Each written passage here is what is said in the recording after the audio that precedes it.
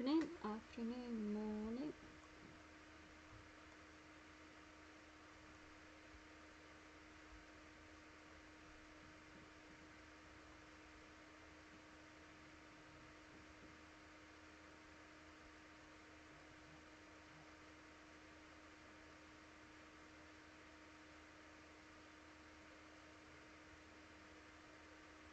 Oh, links are still getting thunderstorms. Right, okay, that's okay.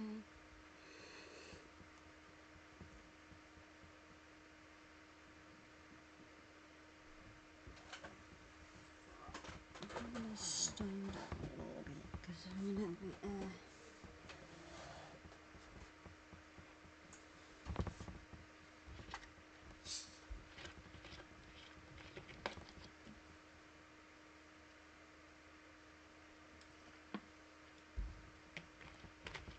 can't really see much sitting down.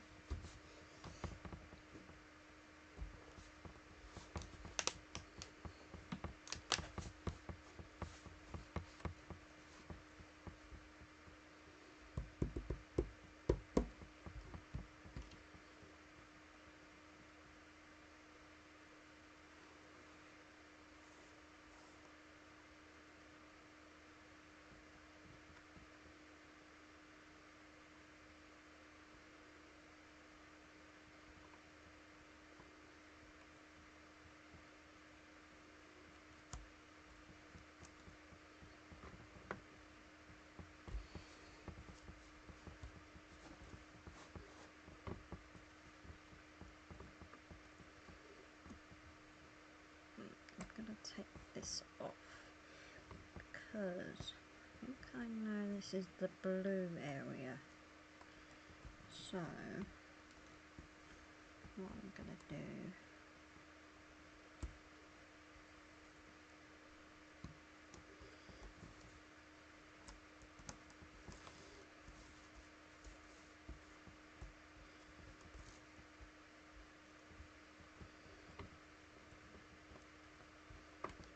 let's try to do some blue.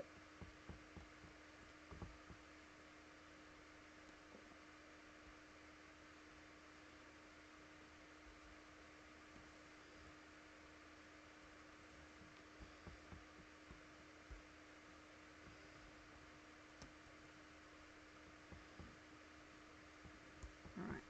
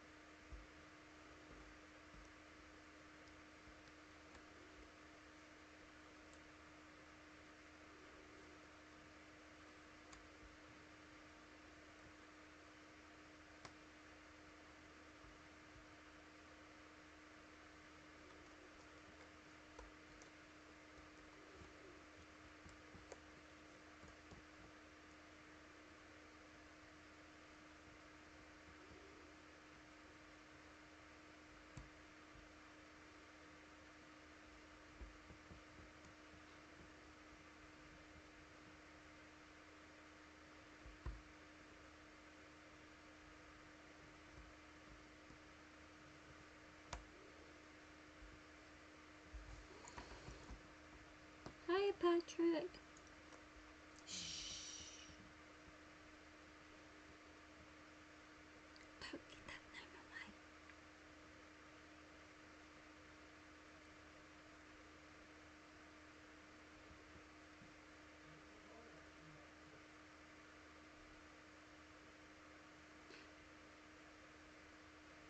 Patrick. Polyamory.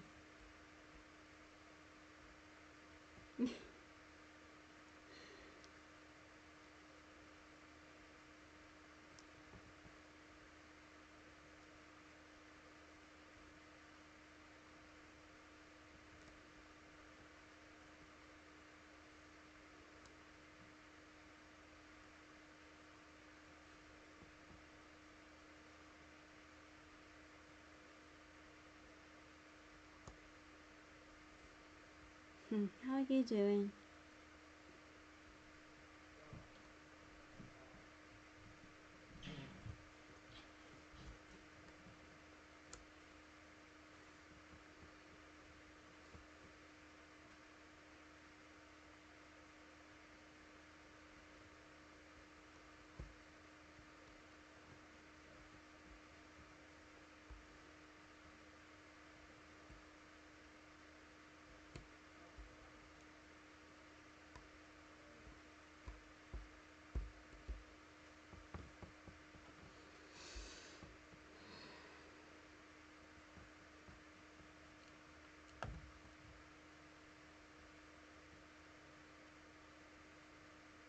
No, I'm okay. No, he's alright. She's fine. She's...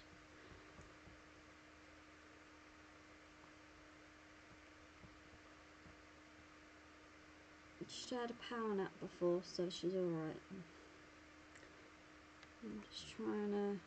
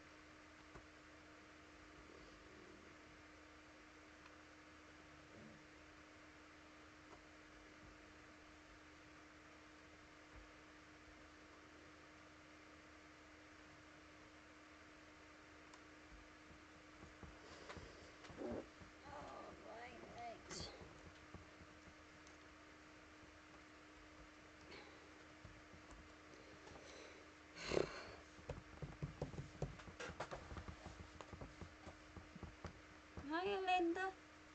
Hello, Maddie. Hi, Maddie.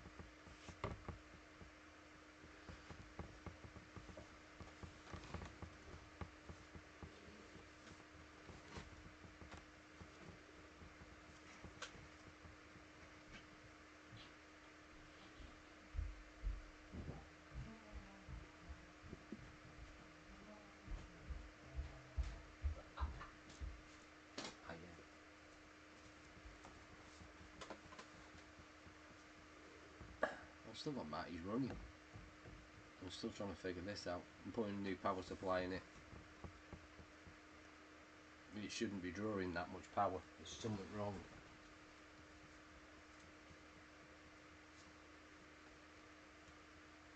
So I'm in the middle of fighting, trying to put all the cables back through.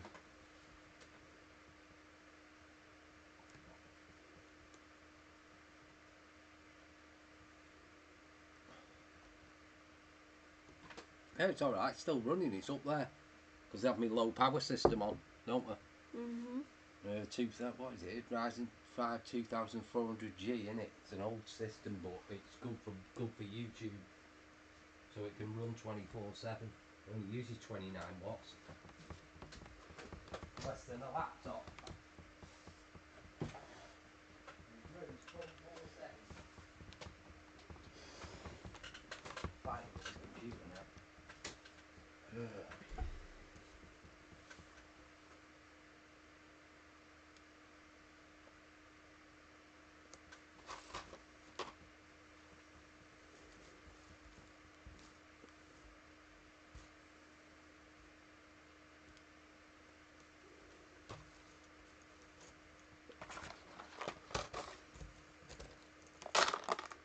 How are you today, Linda?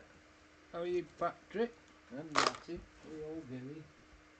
We aren't doing cement work, can I? Again, I have to go and get more sand.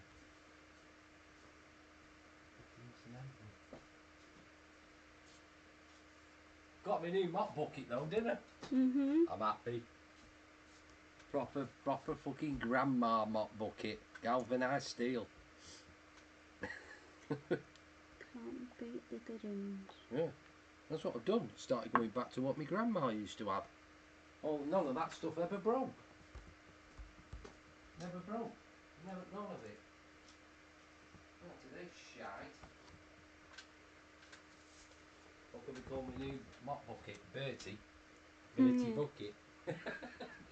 Bertie the bucket. Hey kitty, how you doing? You in the sunshine? Yeah. Oh, good girl. Good girl.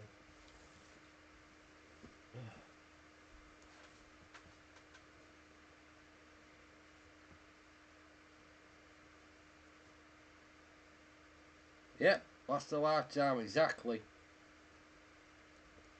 Them plastic ones are no good. As soon as you go bring the mop out in them, they just tip over. As soon as you put a bit of force on them. Crap. Shit. Right.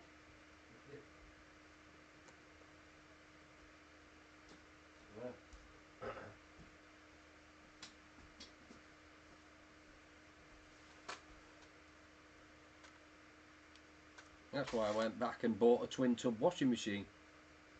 They don't. Manana's never broke. That's never broke. Touch wood.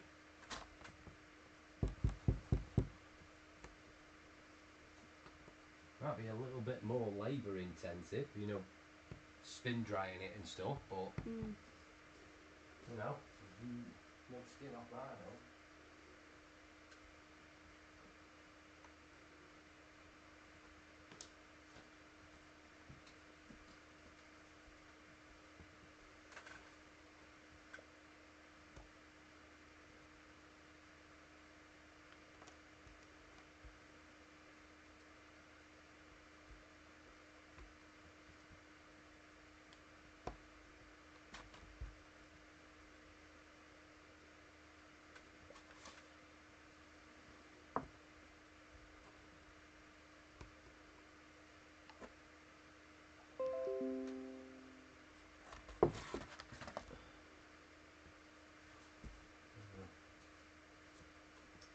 Okay, buddy. Oh. You had a drink, you little bugger. Hey?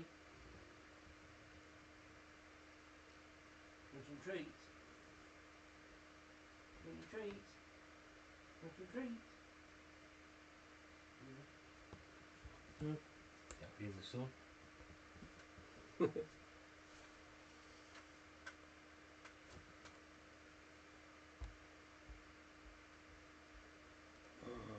Getting warm again, isn't it? Mm. There's supposed to be thunderstorms and stuff in there. Yes, it's in Leeds at the moment.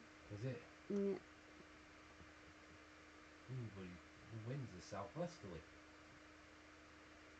Nope, it's in Leeds. There's nothing in here. Look. Oh, you got that. Ow! There goes me toe.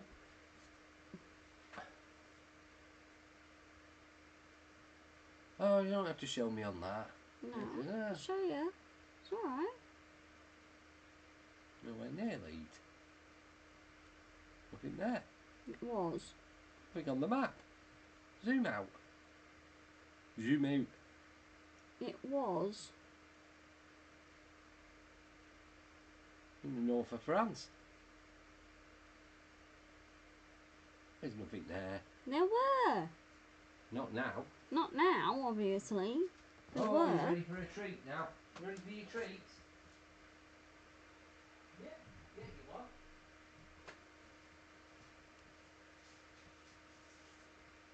Hello, Linda, my darling.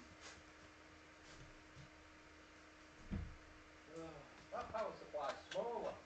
But the thing, Huh? Linda, the thing is, you knew it was there. Yeah, just walk into it. Great. At least it wasn't a door. That's my forte.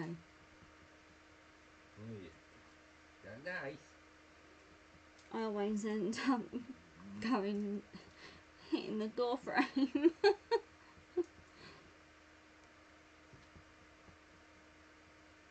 That's it. Hold on. I'm going to wander off with that now. There you go. Yeah, you've had your treats now. Good girl.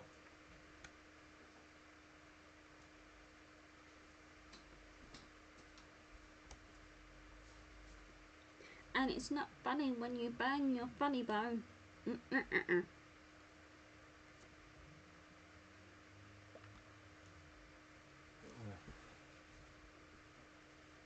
I've got to take some photographs.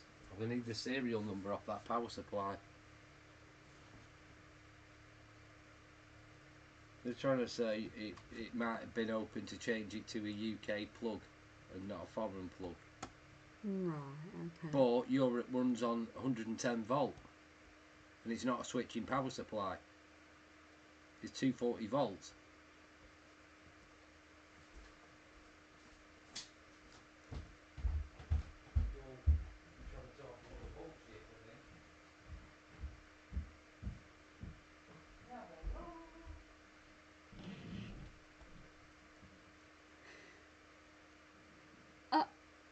Oh, yeah. Yeah, we got it too. Thunderstorms. And they're hitting tonight, apparently. Here. And I hope not, because I hate nighttime ones. I really do not like nighttime thunderstorms.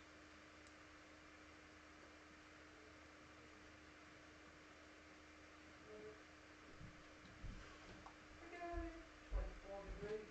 Rain likely tomorrow, it's saying.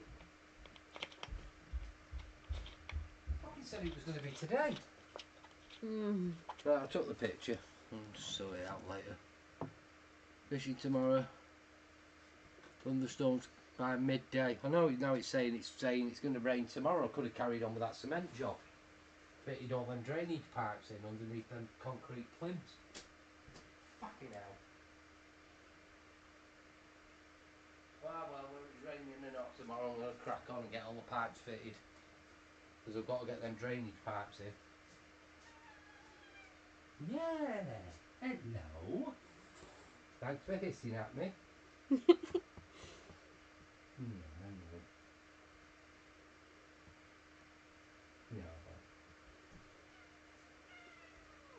No. No. You good girl. You want your bags?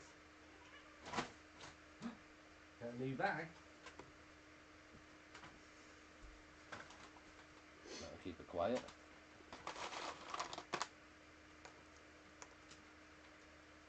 There you go. Fishing tomorrow. I'll make sure to switch you on. I hope you catch something not other than a cold. You get cold in this freaking weather, it's boiling. You know what I mean.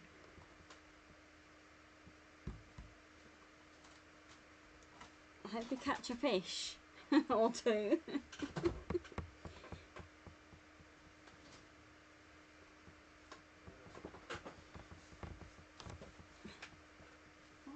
Bloody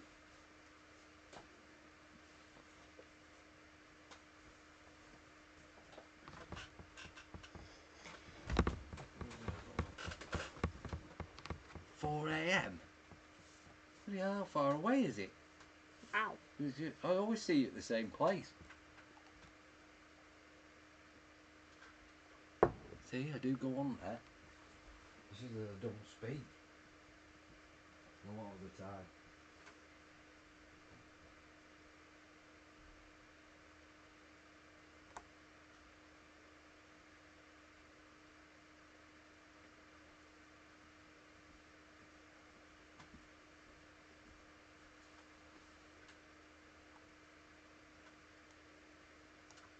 There's a different place around an hour away. Ah, okay. Away from it all. Used to go fishing myself, but can't anymore. All these private clubs have bought everything up. They have Still, as it's Stoke Anglers, Warrington Anglers, they've bought every water up here. And if it's not them, it's Prince Albert Fishing Club. Yeah, it's like that. Every single section of canal, you used to be able to go to the post office, get a 50p day ticket, and just go fishing anywhere on the canal. Now it's been separated up between every single bridge and sold off to all these private fisheries. So you can't even go fishing.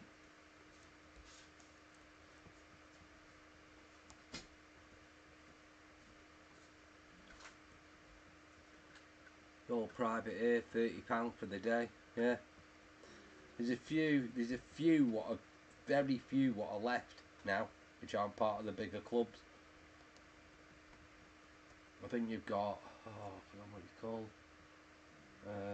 Harrington Arms, the farm one, which is an old gravel pit full of, all that's in there is Crucian Carpentench though. You've got Martin Mere Fisheries, Goresworth Fisheries. Yeah, that's what I thought. Goresworth. Yeah. You've got a few, but it's like, you know, it's like I could just literally go out of here, walk 10 minutes, couldn't I? Over to Kids Farm Pond or, you know, Perch Pit and stuff like that. But Stoke Anglers have bought them all. It's like, you know, places where I used to go as a kid, and the farmer would just go, give us 50p. You know. Oh, it's all gone, all that now. Yeah. It's just a same down in Kent where my dad used to go. Me and my dad. Yeah. I'm waiting for them to sort the park out in town. Yeah. Because there's a big lake in the park in town. That used to be full of bream, pike, carp, everything, didn't it? But they never dredged it, had they? No. Ever since it was built, it's like over 100 years. It had never been thingy. It just silted up, and then one year, it was just all the oxygen went, didn't it? Yeah. It just wiped out everything in the lake. We've got big oxygenators pumping in there at the moment, haven't they? Yeah, so that the fish aren't gonna. Well, there's no fish left in there. That's true. So needs dredging. But the weight, you know. Whole thing needs dredging out properly. yeah, they bought up Bardane and Haysden Lake in Kent. That's where I used to go.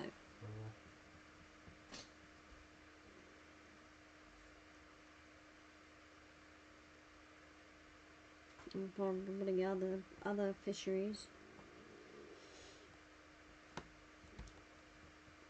But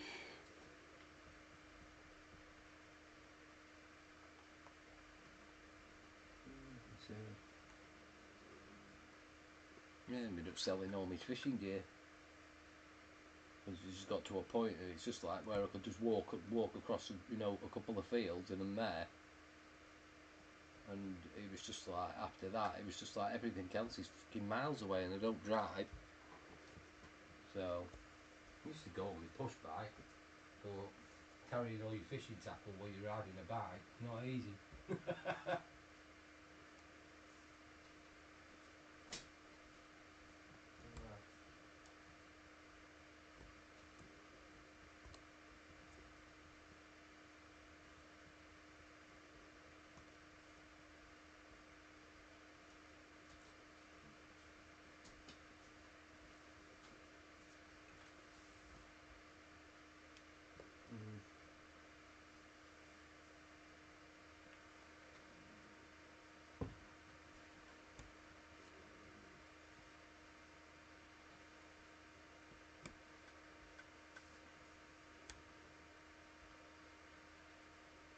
I suppose I better carry on with this wiring.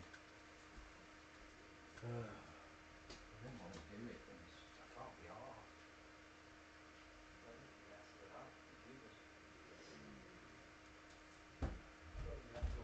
Nobody else is going to do it.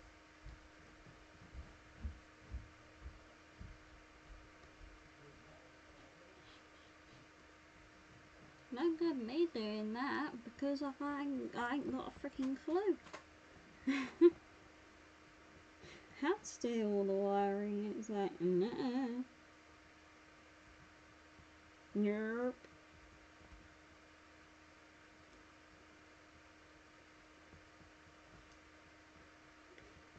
Yeah, my dad used to go sea fishing a lot. No, I went with him. The opportunity that I did go, but I did try, and then I did try. I got an electric bike with it.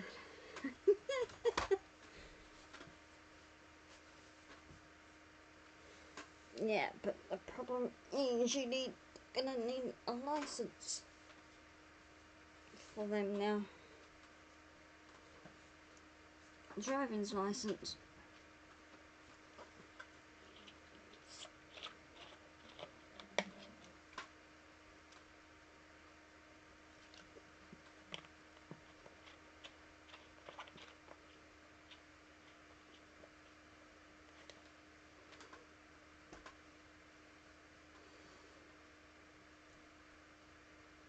Exactly. So that's kind of like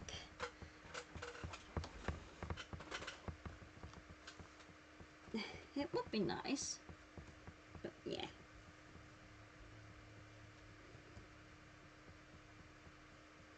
I think they've started the license fee for electric bikes and scooters.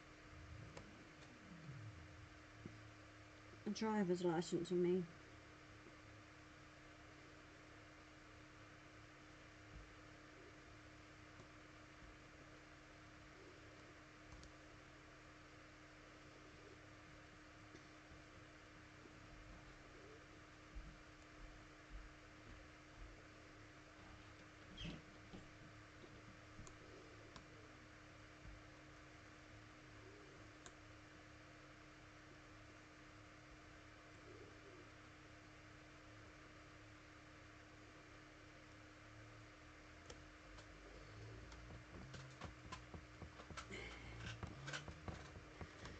Oh, 2004.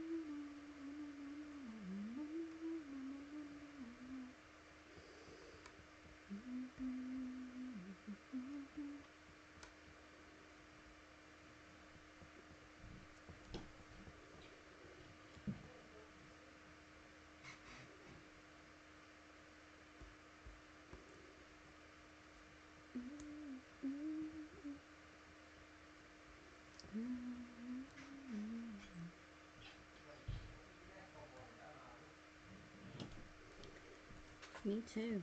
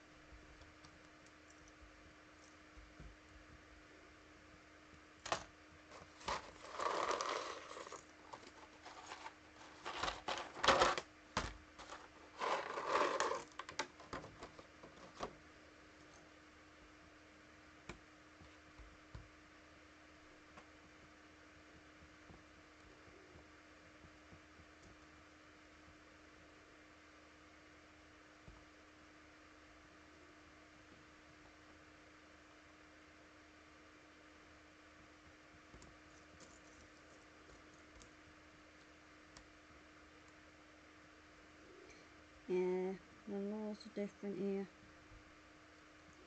Of course.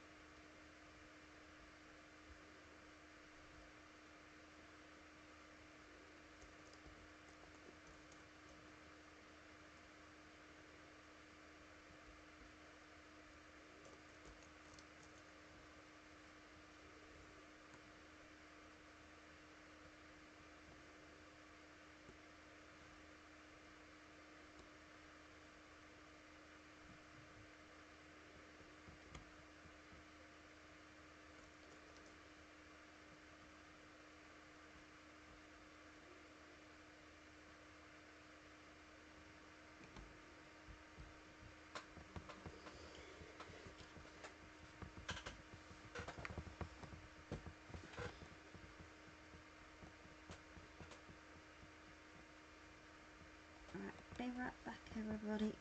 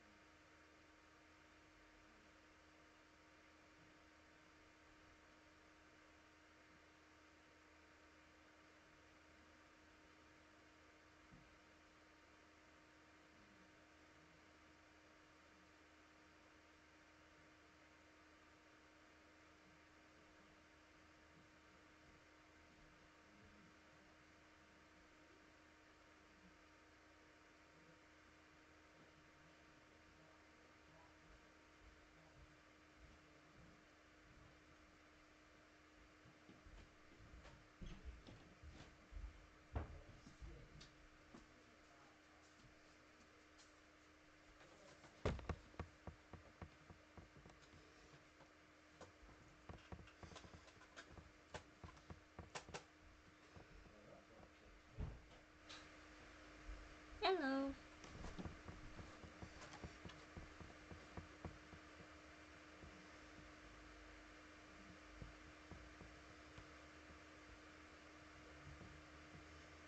My stomach's not so good still.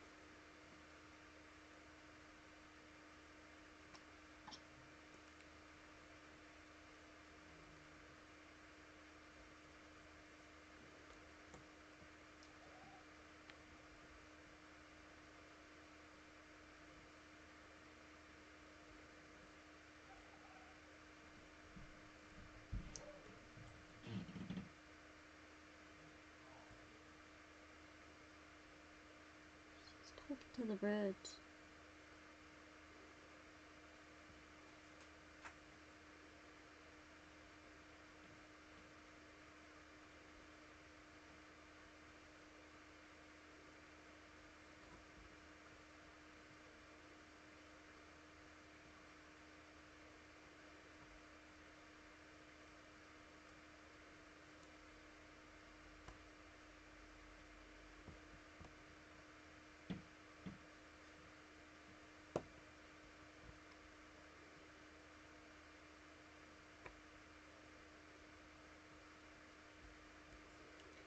It's close, but there's to go.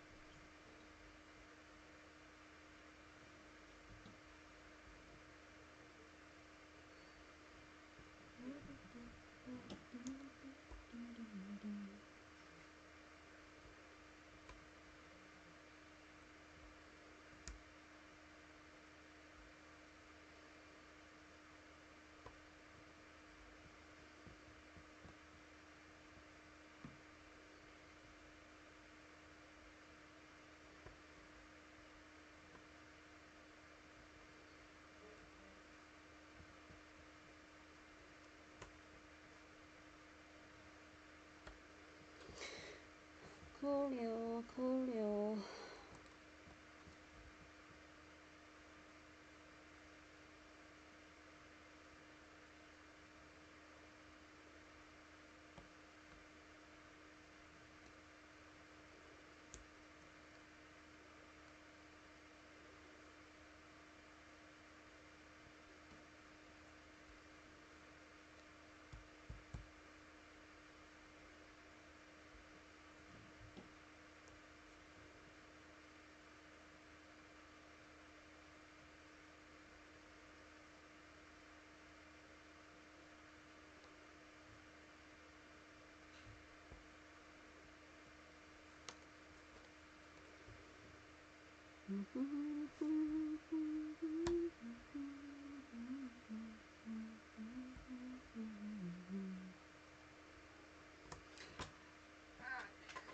But some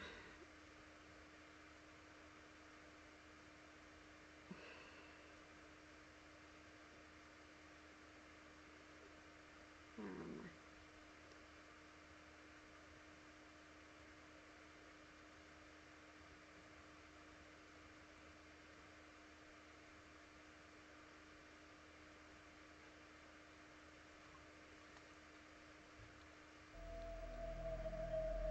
A man died in his home after a long history of heart disease. It was assumed that this was the cause of his death. A few weeks after the funeral, rumors surfaced that the death was no accident. When the body was exhumed, scientists needed to know whether the dead could tell tales.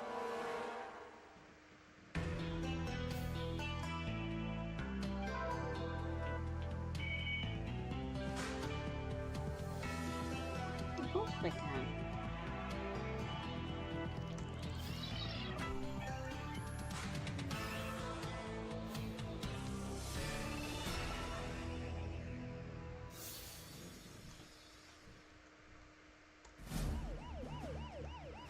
On a January night in 1990, a woman called for an ambulance saying her boyfriend was unconscious and barely breathing. Emergency personnel were at the home in Westport, Massachusetts within minutes. We arrived on the scene, went into the house, and we found a male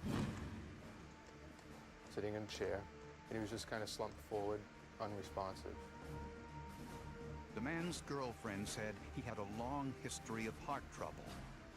As soon as I took his robe apart, I saw that he had a scar from a past cardiac surgery, which indicated that he had had a bypass surgery at some point in time. And we began CPR. But the CPR brought no response. 61-year-old Richard Alfredo was pronounced dead an hour later at a nearby hospital. Because of his heart disease, the local medical examiner decided not to perform an autopsy. Mr. Alfredo had a long history of severe heart disease, which necessitated a surgical correction of his blocked coronary arteries in the heart, a coronary bypass procedure. So at the time of his death, he had every reason to die from his heart disease. Richard Alfredo was buried 4 days after his death. All of his assets, worth about $25,000, went to his estranged wife and children.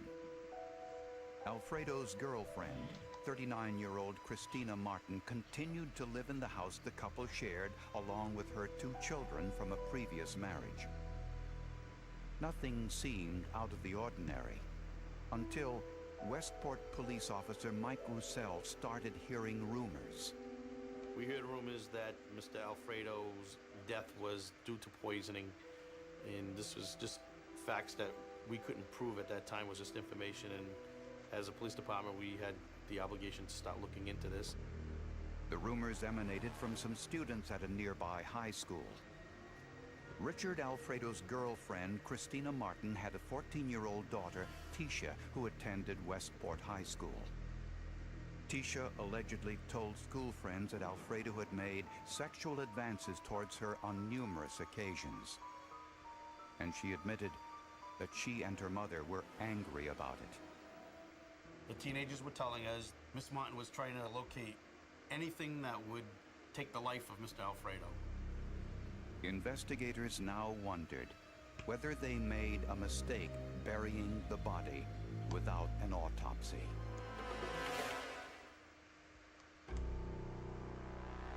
Four weeks after Richard Alfredo's death, rumors circulated that his death was no accident. The daughter of Alfredo's girlfriend, Tisha, allegedly told friends that Alfredo had made sexual advances towards her. And she also said that her mother put the drug LSD in Alfredo's gelatin dessert in an effort to kill him. They made the Jell-O. They made it two separate dishes. They ate Jell-O, but his dish was kept to the side. At that time, they fed him the Jell-O, and then they went out of the house, and they came back, and he was basically dead at that time. They called rescue, and he was transported to St. Luke's Hospital, where he was pronounced dead.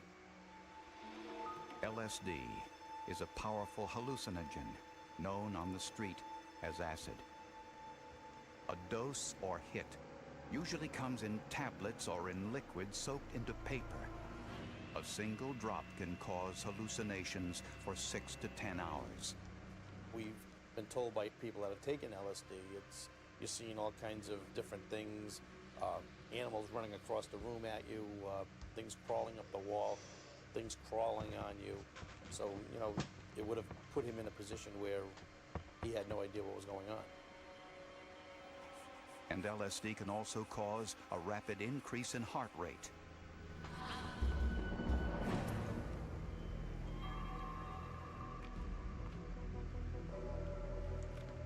A local drug dealer admitted selling 30 doses of LSD to a small group, which included Alfredo's girlfriend, Christina, and her daughter, Tisha. They identified Miss Martin as sitting in the vehicle, and they brought the drugs to her, and they left the area at that time.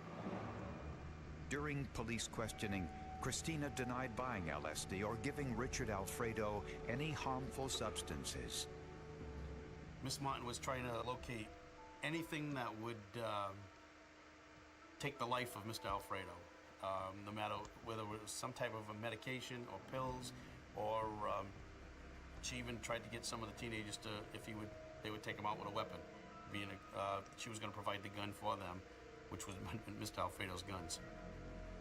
To see if LSD had caused Alfredo's death, the medical examiner exhumed his body 6 weeks after the funeral.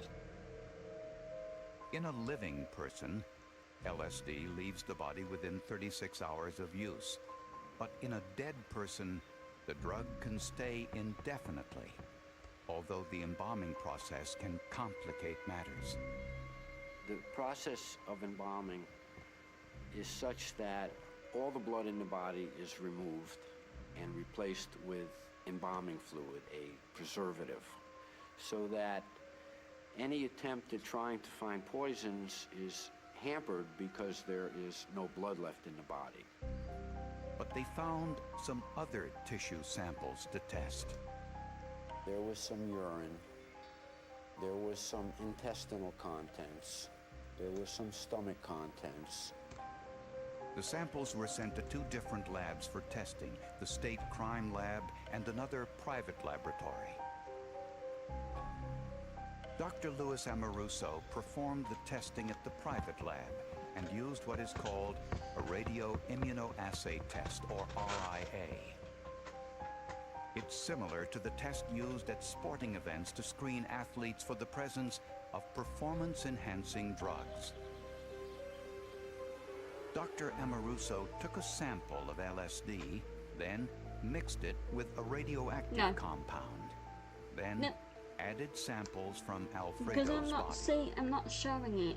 If LSD were present in Alfredo's body, he would have formed antibodies to fight it. And these are Those really old antibodies anyway. will bind to the radioactive LSD sample, producing a positive result. Both the private lab and the police lab found 2 drugs present in Alfredo's system. One was diphenhydramine, a common over-the-counter cold medication. The other was LSD. You're The just more listening important to it. You're compound not as far as just. we were You're concerned not was LSD watching because it. there are no So prescriptions there's for a LSD, bit and of a that would difference. indicate something that would not be found except under illicit conditions. LSD causes the heart to beat more vigorously. Which The which did surprise me placed when I first on started a it. very diseased heart caused a fatal heart attack, thereby the cause of death, heart disease, and LSD poisoning. Richard Alfredo's death was no longer considered an accident. It was now murder. A heart attack brought on by acute LSD intoxication. When police went to arrest Christina Martin and her daughter Tisha, they found that they had both fled the country. Miss Martin leaving town led us to believe that she definitely had some involvement in his death. That's what made us look even more closely to her, even though we were on that track anyway. Telephone records indicated they fled to Montreal, where they were apprehended. Christina Martin was charged with first-degree murder. No charges were filed against her daughter Tisha. At the trial, prosecutors presented the toxicological evidence of LSD in Richard Alfredo's system, and a drug dealer testified that Christina was present when he sold LSD to Tisha's high school friends. That was all the prosecution needed. Christina Martin was convicted of first-degree murder and sentenced to life in prison. And that's where the case stood for 7 long years. That is, until it came up for a routine appeal, where Christina's lawyer found something in the case file he wasn't supposed to see.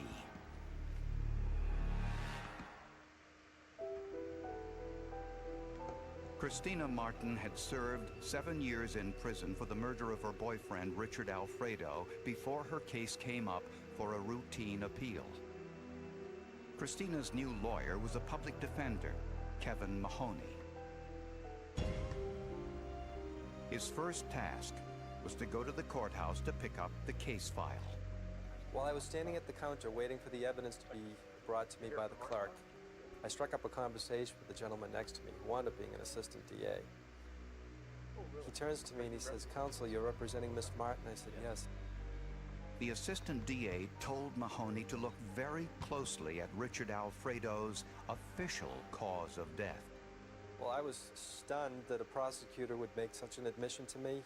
I definitely took it as a red flag, and this is something I should follow through with. This was the first murder case Mahoney ever handled, and he read every page of transcript of Christina's first trial, paying particular attention to anything related to how Richard Alfredo had died.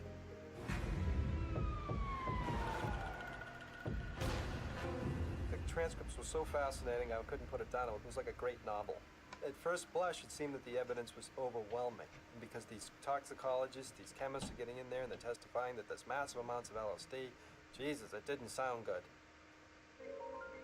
But then, he came across this document, Richard Alfredo's death certificate, stating the cause of death as acute LSD intoxication. Mahoney made a telephone call to Dr. David Benjamin, a highly respected clinical pharmacologist. There had never been I hope you're a okay, case Ruthann. reported where a person had died from the direct effects of LSD. So right away, that allegation was inconsistent with a whole body of scientific information dating back to the mid-60s. That's a 30-year period of time. And Dr. Benjamin noticed another potential discrepancy. The RIA test was designed to work only on fresh urine samples, which the medical examiner didn't have after the body was autopsied. The labs tested tissue samples and degraded blood, all of which had been embalmed. I called the manufacturer and I asked, do you have any experience with using this test in samples other than fresh urine, in particular forensic samples obtained from exhumed bodies or from dead people? And they said, absolutely not. And even if the urine tests positive for LSD, the RIA test is only for screening. Any positive results must then be retested to confirm the results. On the RIA test kit outer box, the manufacturer makes this clear. It states that all RIA results are preliminary and that a specific alternative must be used to get a confirmed analytical result. Even the scientist who conducted the original RIA test for the prosecution agreed with that assessment. In order to say with 100% certainty that it was LSD that was present in the body, one would have to go to a confirmatory test. The gold standard, the test that is considered to be the most dependable, is the one that's called gas chromatography mass spectrometry. For whatever reason, Christina Martin's first lawyer never questioned the test results. The defense attorney at the trial was so incompetent and his performance was so bad that the judge called him up to sidebar and asked him, "You're not doing very much examination of these witnesses. Is that intentional? Is that deliberate?" And the attorney tried to reassure the judge and tell him, oh, don't worry, it'll all come out in my defense case, but it never did. If the scientific tests were only preliminary, why wasn't a confirmatory test ever performed? Kevin Mahoney found the answer to that question in the evidence file, information prosecutors never presented at the first trial. Information prosecutors thought would remain a secret.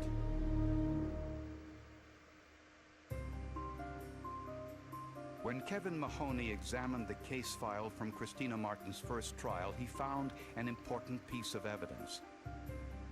It was evidence that prosecutors never presented at the first trial. Prosecutors had commissioned a confirmatory test on Alfredo's tissue samples using a gas chromatograph mass spectrometer. It's a test that can identify every substance in the sample.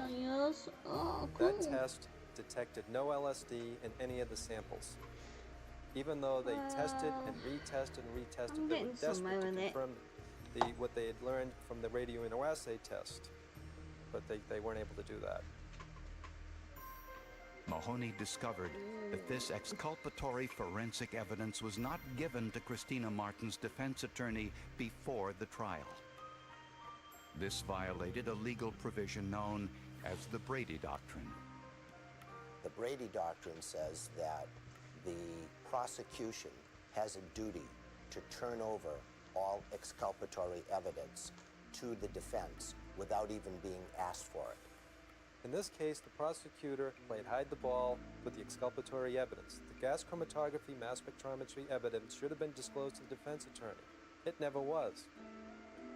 This may explain why an assistant DA told Mahoney to look carefully at the official cause of Richard Alfredo's death.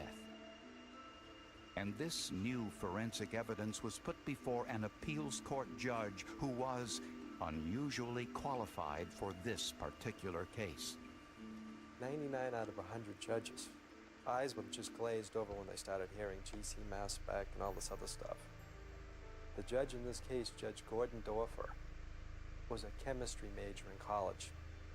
How lucky were we? In his decision, Judge Dorfer cited defects in the scientific evidence and the prosecution's failure to disclose critical exculpatory evidence as grounds for a new trial. But prosecutors decided not to retry the case. Christina Martin agreed to plead guilty to manslaughter in exchange for a sentence of time served. In other words, Christina Martin was a free woman. Moments after leaving the courtroom, Christina Martin told the press that despite the plea bargain, she had nothing to do with her boyfriend's death. I pleaded guilty because of the plea bargain and the chance that I might go back to jail. I didn't want that. I would have liked to have had this woman found not guilty, but this is not the first person in Massachusetts to say they did something in order to get out of being prosecuted. When your feet are being held to the fire, you're going to do things you really don't want to do. But if Christina Martin was innocent, why did she flee to Canada shortly after Alfredo's death? She may have had a guilty conscience about some of the things that she was thinking about doing and maybe some of the things that she had done. Plus, there was also the possibility, with her daughter involved, that her daughter might have done some things to this gentleman without her knowledge. But while science rules out LSD, it reveals another possibility. When Alfredo's body was exhumed, the medical examiner found groundwater in the casket. The water mixed with the embalming fluid may have contaminated the tissue samples. Basically, LSD has a chemical structure, and that chemical structure is not unique to LSD. There are many substances in the body and in nature in general that possess similar chemical structures.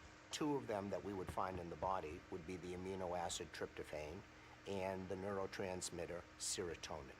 There are also ergot derivatives that are in the grass and in the ground and in fungi and fungal material that could have been washed into the coffin when all of the water seeped into the coffin. And the preliminary drug test was supposed to be used on fresh urine samples, not tissue samples. Dr. Benjamin also believes it may have been the cold medicine, diphenhydramine, that Alfredo was taking for his cold that caused his death, since it can increase one's heart rate. I will tell you what reasonable doubt arose for me, and that was, first of all, nobody dies from LSD. They commit suicide, but they don't have direct toxic effects that lead to death. The original prosecutor in this case refused all requests for an interview. Officially, prosecutors still maintain that Christina Martin killed Richard Alfredo. Defense experts say LSD has never killed anyone.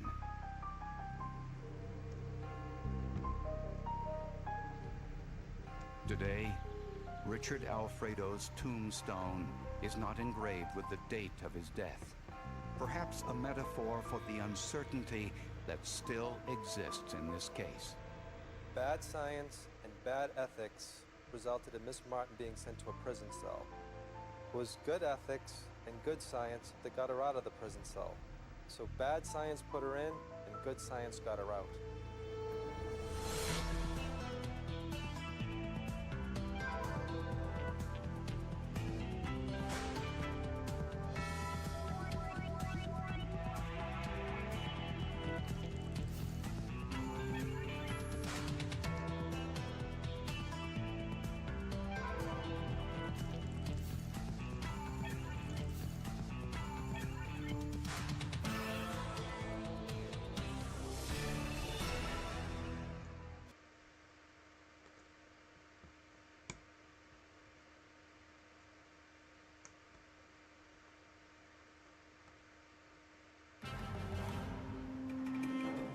A 12-year-old girl is murdered in her own home, and the case stalls when investigators find little forensic evidence at the crime scene. But scientists also know that criminals unknowingly take evidence with them as they leave a crime scene. And in this case, the killer left with the genetic fingerprint of his victim.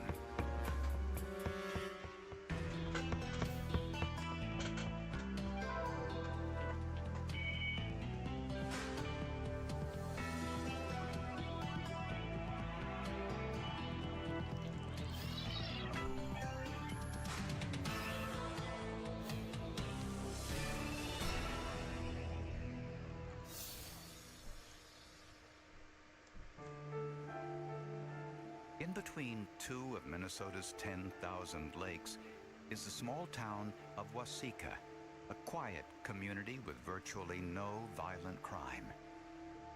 Not far from the shores of Loon Lake was the home of Connie Larson and her 3 daughters.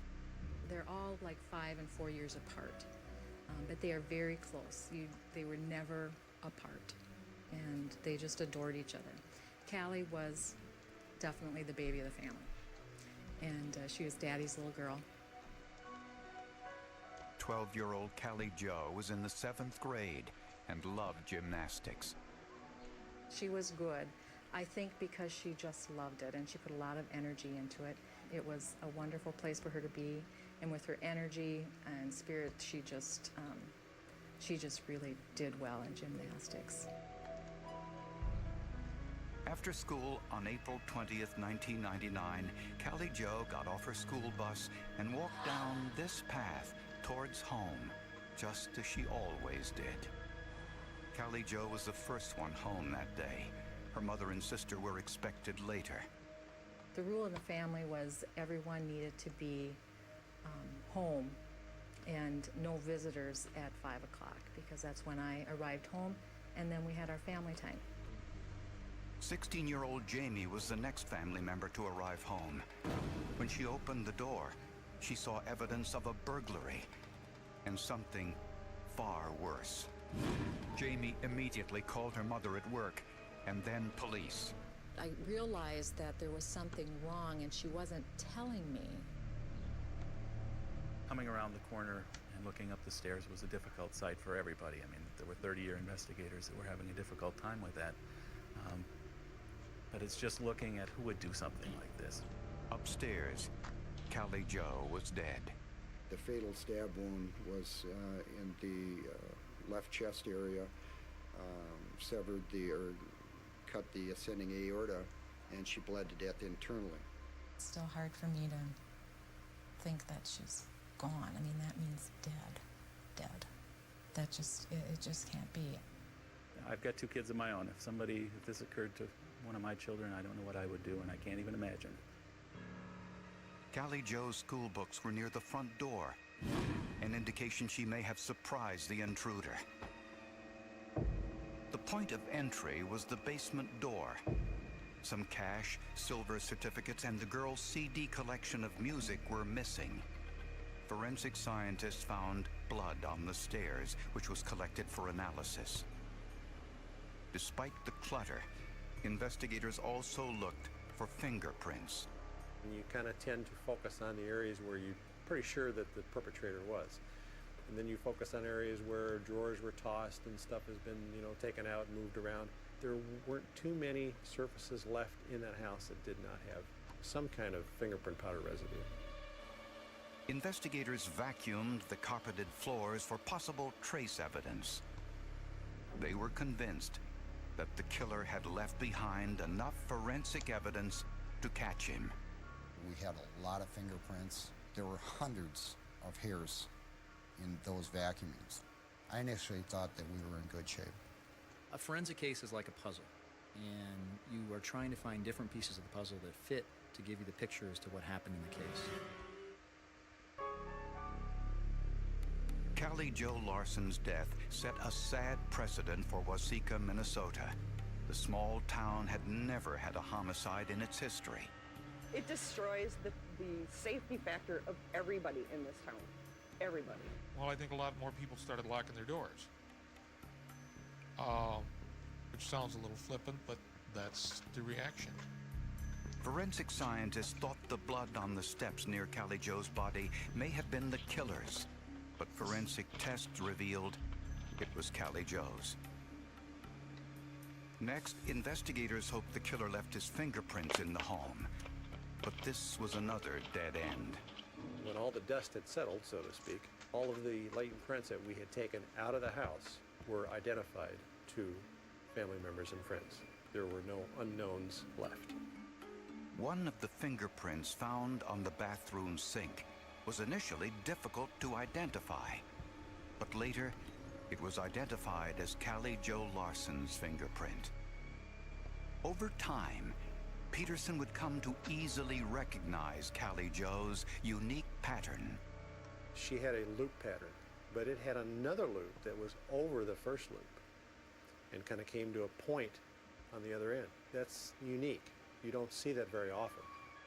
The only other physical evidence from the crime scene were 2 foreign hairs one found on Callie Joe's body, the other on the carpet. But until you know whose hairs to compare them to, you've got nothing. And the hairs didn't have any root material, so they couldn't be sent for nuclear DNA testing. A neighbor reported seeing an unfamiliar man near the Larson home around the time of the murder. This is the composite sketch of the man. Another neighbor saw a black pickup truck in the area. Police searched their records for individuals matching this general description who also had a past history of burglary and sex offenses. They found 12 potential suspects. Well, we called them the Dirty Dozen. And because we had 12 suspects that we could not exclude from the investigation, either, by alibi or whatever reason. One of the so-called Dirty Dozen was a convicted sex offender, Donald Blum. The significant fact about Blum was that he was also a suspect in the kidnapping and murder of 19-year-old Katie Poyer, a convenience store cashier in Moose Lake, Minnesota, just a few hours' drive away. These are security camera pictures of that abduction. What are you on? Unfortunately, they weren't clear enough to identify the abductor. What? Police learned that Blum made several trips to Apple Waseca bread around in the the time oven. of Callie Joe's Have murder. you done banana bread? He also drove a black pickup truck like the one seen near Larson's home. And I was being bombarded with so many truths that I didn't want to know. So as I heard more about Donald Blum, I suppose the more You've got 3 people fascinated we watching you. became with the possibility. Well, we'll check and see. So I'm going to keep an eye on it. Well, I know, I was asking, have you ever made banana bread?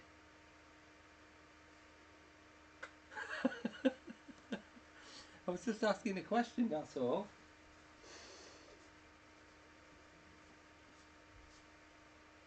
Just asking a question. Don't hurt me.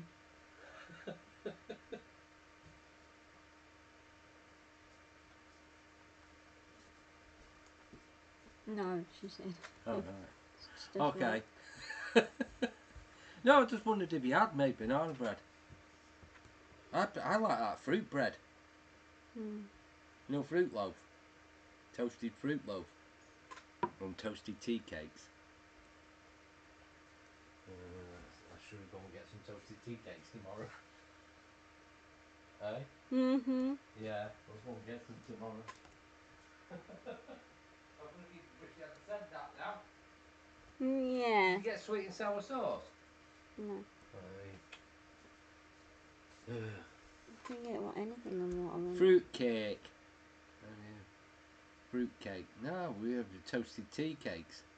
The toasted tea cakes are like barm cakes with sultanas and fruit in them. And you toast them and then have them with butter.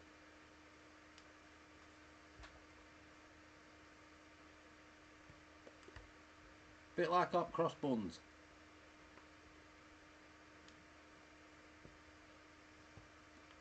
But fucking way bigger, aren't they?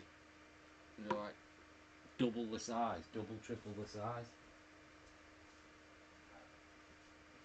You can buy the fruit loaf as well, can't you? Yeah. Which is basically the same. You just have it toasted with butter. Very sweet.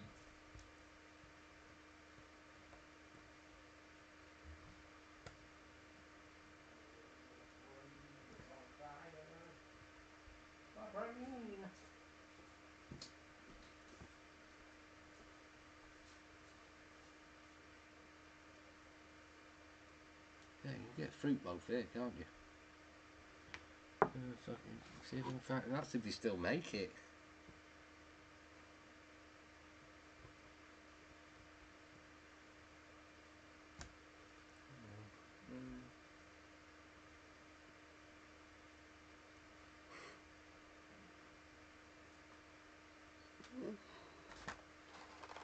There it is.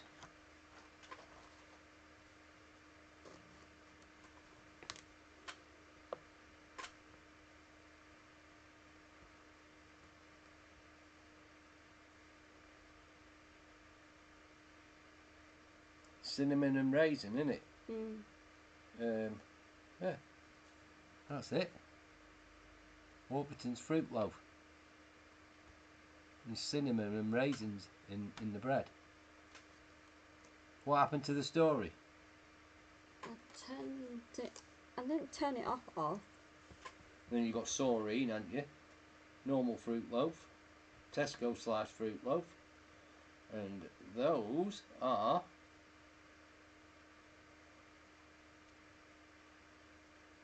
those are the tea cakes. Ooh. You just slice them in half and then pop them in the toaster. Oh, you call it raisin bread. We call it fruit loaf here. Oh, cinnamon and raisin. It's called fruit loaf here. Here we go again, getting mixed up. English that American. I didn't want to know. So as I heard more about It's them, okay. I suppose the more fascinated we became with the possibility that it could be. Blum denied any involvement in Callie Joe's death and said he had an alibi for the day of the murder. And then a toasted tea As cake. winter approached in Waseca, hope faded. November, December was a sorry, very bleak time. haven't you? Everybody Which is was malt very loaf. depressed. Despite more than 30,000 pages of reports and boxes of physical evidence, investigators weren't any closer to solving the crime than the day it occurred. Ready for the next test. And at test that point, now. we had absolutely nothing, What happens? and I was really becoming concerned whether this case was ever going to be solved. And soon, police in Waseca Yeah, were to faced get the with cable another to crime loosen problem. the hard drive off and then There push were it a up rash of home and then force the burglaries in cable Waseca underneath not it. far from the Larson home. Right. And the perpetrator left Get away. behind some evidence, a shoe you find impression out? from an athletic shoe which had a distinctive bread. zigzag pattern. A lot of the burglaries had been happening on my shifts, and it was becoming very personal. On a routine patrol near the burglaries, Officer Markison spotted a man walking along the sidewalk. As Markison drove past, the man abruptly changed direction. This didn't make a whole lot of sense. It just kind of rolls the hair up on the back of my neck. Yeah, they call it raisin loaf now. So but we Markison just call stopped it the fruit man loaf. to ask a few questions. When he did, he noticed raisin something loaf. familiar. And Markison was Raisin able to loaf look down with cinnamon. and saw the shoe print in the snow, and Well, it's that called looked fruit- we like call it fruit the shoe loaf. print that they'd You know, been it says seeing raisin from some loaf. of those burglaries. And while patting him down, found a large screwdriver and a flashlight in his pocket. Burglary tools. There's no Rain good reason for possible this guy tonight to walk now. in this neighborhood at 8 o'clock at I night with told you it's gonna rain screwdriver and a tonight. flashlight in his pocket. The man Yeah, was so, identified all right, as yeah. Lorenzo We call it fruit loaf. Sanchez, It's always been an called fruit illegal loaf here. immigrant from No, I Mexico. started calling it raisin loaf. In his home, police found stolen property from several burglaries. And police couldn't help but wonder whether Lorenzo Sanchez was also the man who had killed Callie Joe Larson.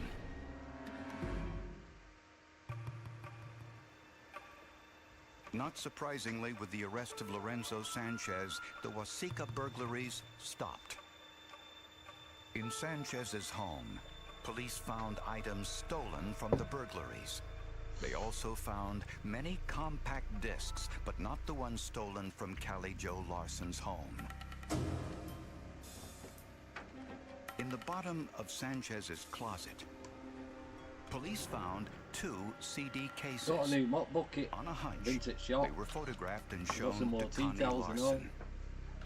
Officer came over with a picture of the CD cases and said they saw these, and I just want you to look at them and just tell me if you recognize them. And I took the picture and I said, yes, those are Callie's.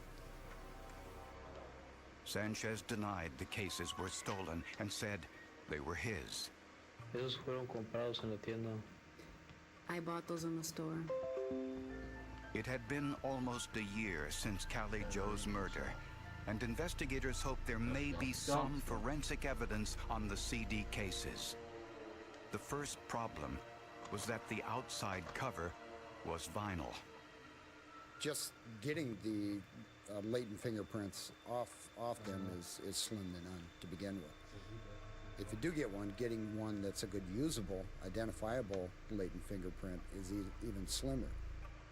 Nevertheless, the cases were sent to Dave Peterson for analysis. And I got to the second to the last page of the second CD case. I opened it up and there was a blonde hair laying in between the sleeves. Now, I got a little excited about that. In fact, my heart started racing just a hair. You're getting somewhere slowly. Pardon the pun. That hair was sent for DNA testing. Next, Peterson wanted to see if there were any fingerprints on the plastic sleeves which hold the individual CDs.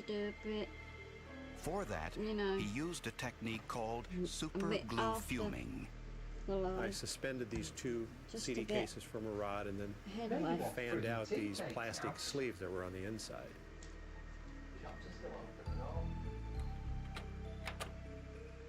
And what happens, the super glue fumes, as they are emitted from the heat, will adhere to the moisture left behind in a latent print and turn the ridge detail white.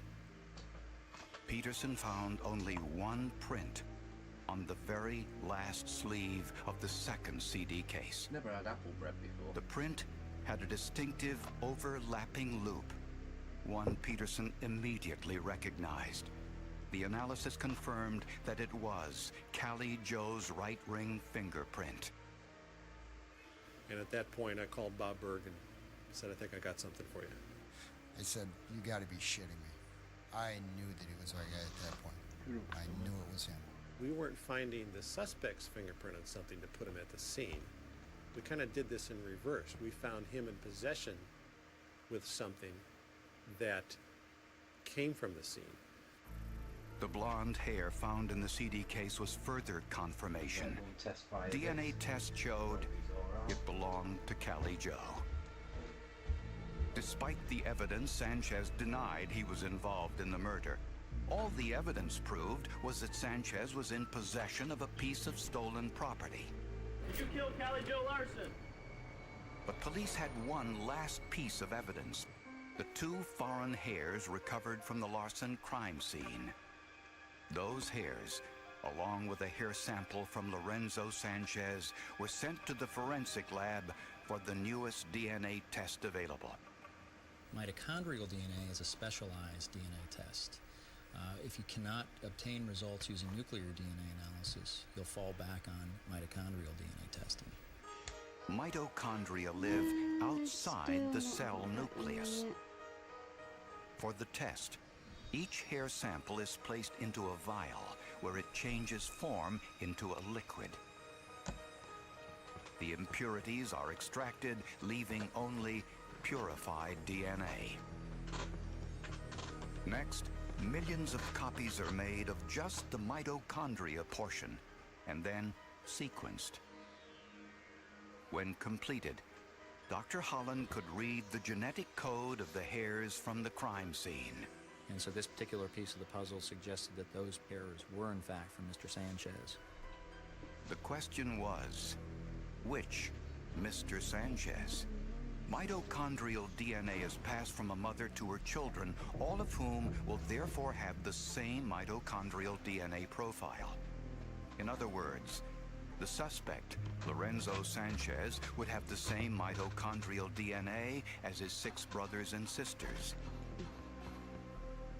To complicate matters, Lorenzo's younger brother, Miguel, also had a police record and was in Waseca at the time of the murder. The investigation into Callie Joe's murder wasn't over yet. Soy inocente de eso. I am innocent of that cause. I did not kill her. It is an injustice what they're doing with me. Lorenzo Sanchez continued to maintain his innocence in the murder of Callie Joe Larson, even though a CD case with Callie Joe's fingerprint was discovered in Sanchez's home. And 2 hairs found at the crime scene had the same mitochondrial DNA profile as Lorenzo Sanchez. Mitochondrial DNA is not positive identification, as nuclear DNA is. Since mitochondrial DNA is passed from a mother to her children, all of the Sanchez siblings would have the same mitochondrial DNA profile. Two of Lorenzo Sanchez's brothers had spent time in Huasica, a younger brother, Miguel, and an older half-brother, Pedro. Pedro said he had an alibi, that he was in Mexico on the day of Cali Joe's murder, which checked out. Miguel Sanchez was in Huasica that day, but his timesheet showed that he was at work at the time of Cali Joe's murder. Lorenzo was the only Sanchez brother with no alibi. His work record showed that he was not at work when the murder occurred. With that, Lorenzo Sanchez was charged with first-degree murder. He maintained his innocence until his sister-in-law visited him in prison, and the two had a conversation that was taped by prison officials. He specifically says in that conversation, you know, the only thing that they have to link me is the hair.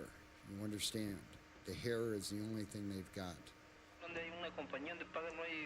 And Sanchez asks his sister-in-law to place the blame for Cali Joe's murder on his half-brother Pedro. She refused. Well, there was apparently some sibling rivalry there, and his brother Pedro had a record which included some violent offenses. When Lorenzo Sanchez was confronted with the tape of this conversation, he had few choices. He eventually pled guilty to first-degree murder and was convicted.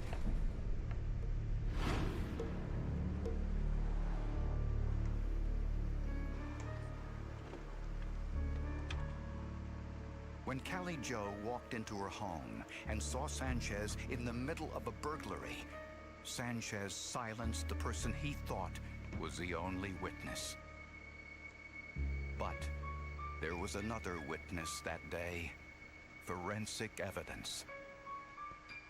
The microscopic hair Sanchez left behind and Cali Joe's hair and fingerprint on the CD case told the story. At his sentencing, Connie Larson finally had her chance to speak directly to her daughter's killer. In his confession and then in his statement after, asked us to forgive him. Can you? Well, you know, when you haven't been in this place, it's hard to know what you would do. But being in this place, it hasn't been hard for me. Honestly, on that day, I put it down. 2 years after the crime, Lorenzo Sanchez was sentenced to life in prison. I know where to start. Today, Connie Larson works as a social worker with families who've lived through traumatic events. She's also become an advocate for better databases to track criminals like Lorenzo Sanchez, who often slip through the cracks. Cali Joe is never far from her thoughts. We talk about her constantly. We tell stories about her. We read her notes. She is just a part of what we're doing now today. Without the forensics, we had nothing. This case was to live or die by the forensic evidence. Well, it was absolutely critical. We would have not had a case without that forensic evidence. Lorenzo Sanchez would never have been convicted of the murder of Cali Larson without it.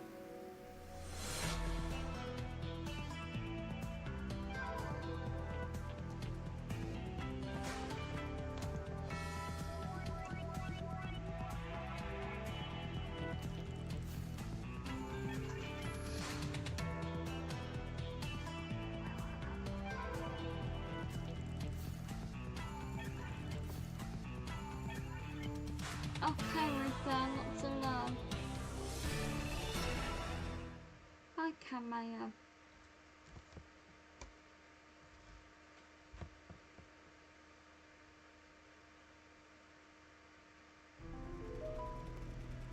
She was home alone, making the dress she planned to wear on her Friday night date.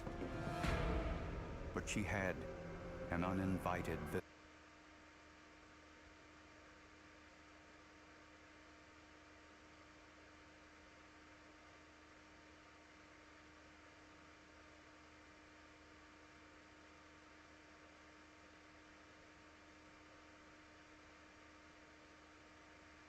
Cameo.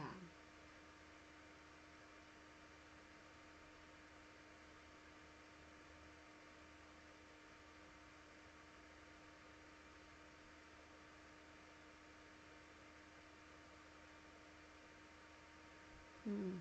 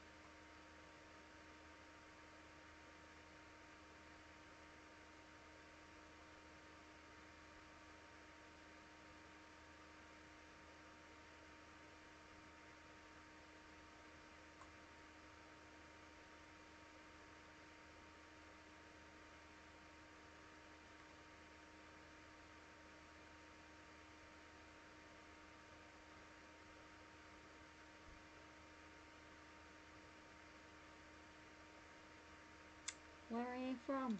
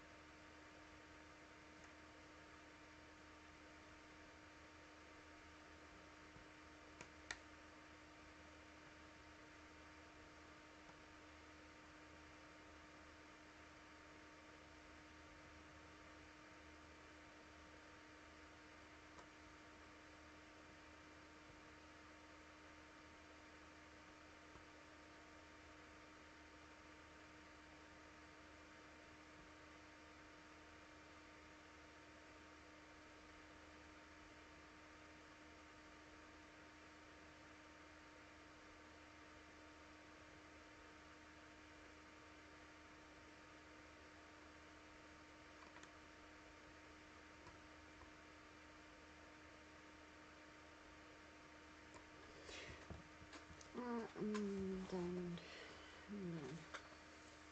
right, I'll be live later on. Thank you so much for joining us. Take care, everybody, and see you later. Lots of love. Bye, everybody.